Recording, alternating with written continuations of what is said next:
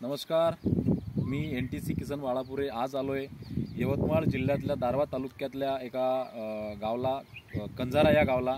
आणि या कंजारा या गावामध्ये एका उत्कृष्ट शेतकऱ्यांनी जो तायवान पपईसाठी जो रिझल्ट घेतलेला आहे तो बघण्यासाठी, आणि गुड न्यूज अशी आहे की ते आपले डिस्ट्रीब्युटर आहेत, त्यांनी आपले भूवस्त्र प्लस MI स्प्रे आणि ग्रो मॅजिक याचे खूप चांगले रिझल्ट त्यांच्या पपई या तायवान पपई या वाणावरती घेतलेले आहेत। आणि आज 97 दिवसाचं त्यांचं पपईचं झाड जे आहे एवढं अफलातून रिझल्ट आहे, जेवढे मार्केटमध्ये लोक खूप सारा रासायनिक वगैरे फवारून जे होत नाही ते आज पपईची आपल्याला जे प्रगती दिसत आहे झाडाची आणि झाडाच्या फुलांची, आणि जे काही ठिकाणी फळं पण लागलेले आहेत ते आपण बघतोय, आणि खूप चांगले रिझल्ट्स या माध्यमातून या शेतकऱ्यांनी घेतलेले आहेत। आपण शेतकऱ्यांना विचारूया की त्यांनी त्याचा अनुभव कसा घेतलेला आहे।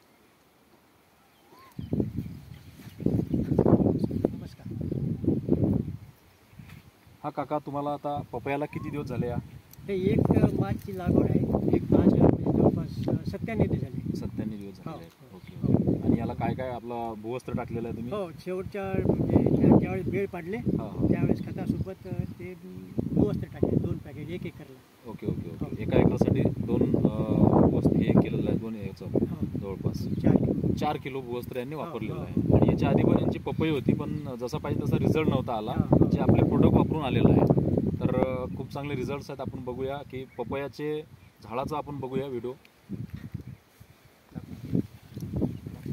बघताय आपण। हे एवढा कमी दिवसामध्ये याला फुलं वगैरे लागण्याचं फळं धारणं चालू झालेली आहे, आणि खूप चांगला मळा असा बहरतोय। हा व्हायरस नाही, काही नाही, कुठल्याही प्रकारचा व्हायरस नाही आहे, कुठल्याही प्रकारचं रोगाचं अतिक्रमण याच्यावर झालेलं नाही आहे।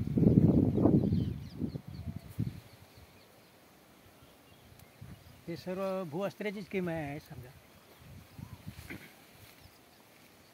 माझी सर्व शेतकऱ्यांना विनंती आहे की येणारं जे सीझन आहे, आता सोयाबीन असेल, कपास पेरत असेल कोणी, तर प्रत्येकासाठी, आणि काकांनी आता सध्या याचा रिझल्ट बघूनच काकांनी स्वतः त्यांच्या जवळपास पूर्ण 6 एकरासाठी 6 एकर सोयाबीनसाठी आपलं पूर्ण भूवस्त्र ते वापरत आहेत। त्यामुळे माझी प्रत्येक शेतकऱ्याला रिक्वेस्ट आहे, तुमची शेती जर तुम्हाला जैविक आणि नैसर्गिक पद्धतीची करायची असेल ना, तर आपली इंडिया ग्रो भूवस्त्र तुम्ही प्रत्येकजण वापरा। Thank you, wish all the best. जय हिंद, जय महाराष्ट्र।